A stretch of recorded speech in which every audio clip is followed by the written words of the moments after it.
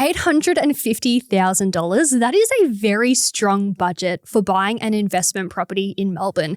It doesn't go that far in Brisbane, Adelaide, Perth anymore, definitely not Sydney, but in Melbourne, it does stretch pretty far. Now, you are looking in owner-occupier dominated suburbs with that budget, so you do have a fair bit of competition, but today I'm going to tell you the exact 3 suburbs I'm currently buying in for my clients with that budget of $850,000. If you're new here, I'm Ella, the host of Property Unlocked, and I'm a full-time buyer's agent. I help property investors from all around Australia build their property portfolios. So I look at suburb data every day. I have boots on the ground. I know what properties are selling for, and I know where you can still get a good bang for your buck. So today's episode is all about opportunity. I'm going to walk you through these 3 suburbs, one in Melbourne's east, the other 2 in the north and northwest, and I'm going to tell you why each of these suburbs make perfect sense for your budget. So today we're going to go suburb by suburb. I'll tell you what the data is revealing,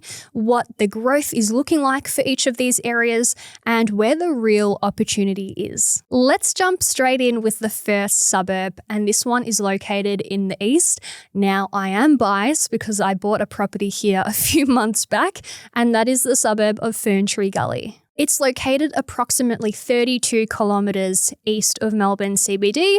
It's nestled at the foothills of the Dandenong Ranges in the city of Knox. So it's a lovely leafy area, windy streets. It's very much a hidden gem. Now, this suburb is not flashy at all, but when you sit down and you look at the data, it's the exact type of suburb investors should be paying attention to. So let me give you the numbers for Ferntree Gully. Now, the median house price in Ferntree Gully is sitting at around $930,000. This does sound like a little bit above your budget. However, let me tell you what you can buy with $850K. You can still get a 3-bedroom, 1-bathroom house on a nice developable block of land. With your budget, you're probably looking at a property that needs, let's call it $10,000 to $20,000 worth of work, but really it's the land here that you're investing into. Ferntree Gully has extremely tight stock on market, meaning there aren't many houses for sale to choose from. Houses are selling in just 25 days. Stock on market in Ferntree Gully is sitting at 0.12%, meaning you have a supply shortage and there aren't many houses for sale to choose from. And to make matters worse, these houses are selling very quickly, and the majority that are online will go to auction. Now, because it's an owner-occupier dominated market, you are competing with first home family buyers if you do want to buy your investment in Ferntree Gully, which makes things a little bit more difficult and competitive for an investor like yourself. However, what we do is we prioritize looking for those properties that are off market so we can avoid bidding at auction, because really that's where you end up overpaying for a property. The vacancy rates in Ferntree Gully are sitting around 1%, which is definitely within the national average, and the property is renting out for a 3.5% yield. So your investment in that suburb is negatively geared. You're most likely buying in your personal name, you're reducing your tax, but if you do want that stronger cash flow, you're buying a property that you can add value to by building a granny flat, and that will boost your rental yield up to 5%, creating a more neutrally geared property for you. So you're looking at a 3-bedroom, 1-bathroom house on, let's call it 600 square meters of land, a perfect developable property. That's exactly what you want. Now, what I love most about Ferntree Gully is not the fact that it's just in the east, which I know Melburnians love, but it's fully landlocked. All of that land around the Dandenong Ranges is zoned conservation land. So you'll never see any of that forestry, knocked down to be redeveloped for new houses. That'll never happen. So this property, it's landlocked, the supply is tight, and this is what puts upwards pressure on prices over the long term. So that is what I love about Ferntree Gully. So it's supply tight, you have strong demand. It is dominated by owner occupiers. So you have lovely neighbors. They're out there on the weekend mowing the lawns and doing the gardening. You have good lifestyle appeal. You have all of your amenities. You have a train station and consistent growth. And that's what makes this suburb one of the most compelling options if you're buying in Melbourne with that budget of $850,000. And I do want to extend that to the surrounding suburbs, Bayswater North, Rowville. We're looking at a property today for $850,000. So this cluster of suburbs in the city of Knox, you can't go wrong with your budget, but make sure you're looking at that established house on a nice developable block of land. Now, suburb number 2 of where I'd be buying in 2026 with your budget of $850,000,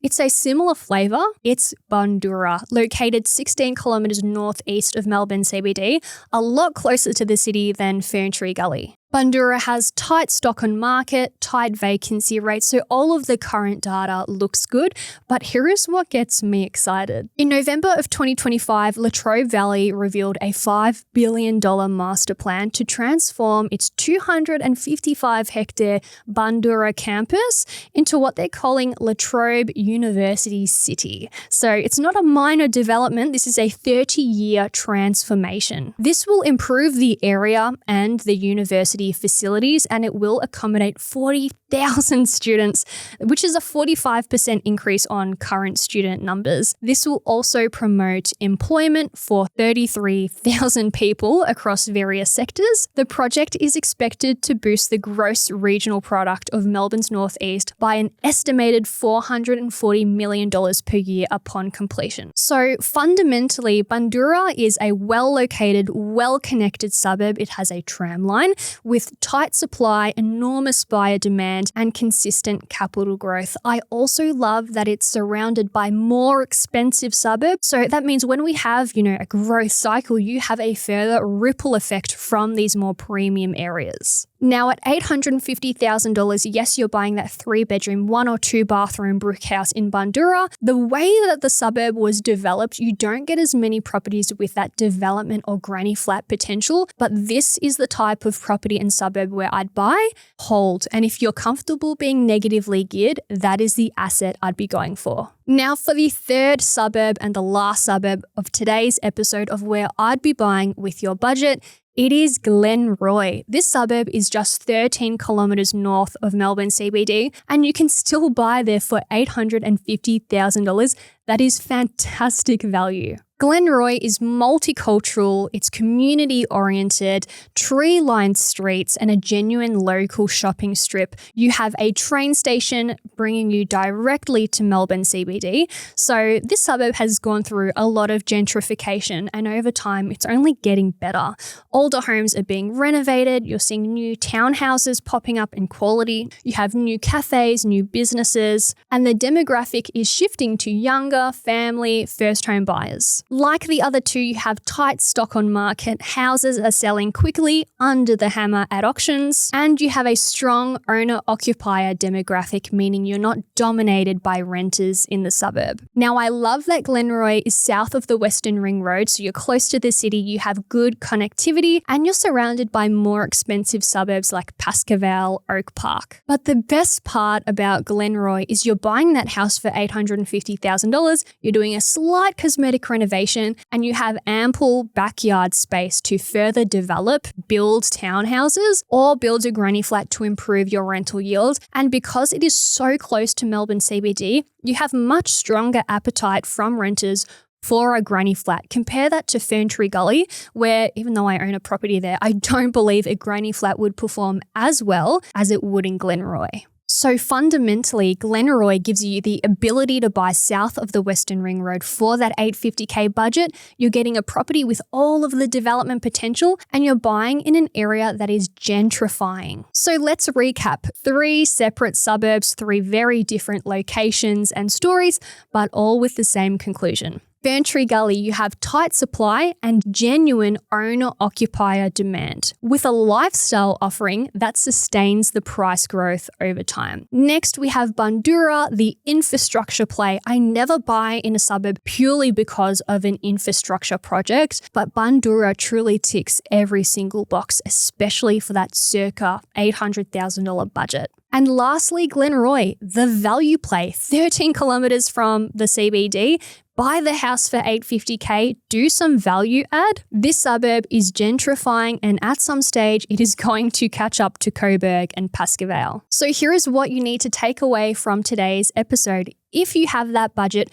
of $850,000 to buy in Melbourne, you have great options. You're buying in suburbs that are dominated by families, suburbs that are gentrifying with infrastructure projects, and you can get that property that you can manufacture equity growth through renovation, through development when you're ready to do so. The key here is knowing where to look. Of course, I've given you that information, and the next step is finding that property. Looking for that diamond in a rough where they're not taking it to market, they're not taking it to auction. Maybe there are renters in the property that's holding them back from, the proper marketing campaign. This is the type of opportunity that we go out and we look for our clients so we can buy that property for the right price, if not even under market value. So if you have this budget of around $850,000 and you're looking for support, reach out to me and book a call through the link in bio. Have a chat with me or a member of my team to discuss where you might buy, what type of asset, and how we can support you in your property investing. If you found any value in this episode, please leave a question in the comment section, and of course, subscribe for the next episode. Thank you.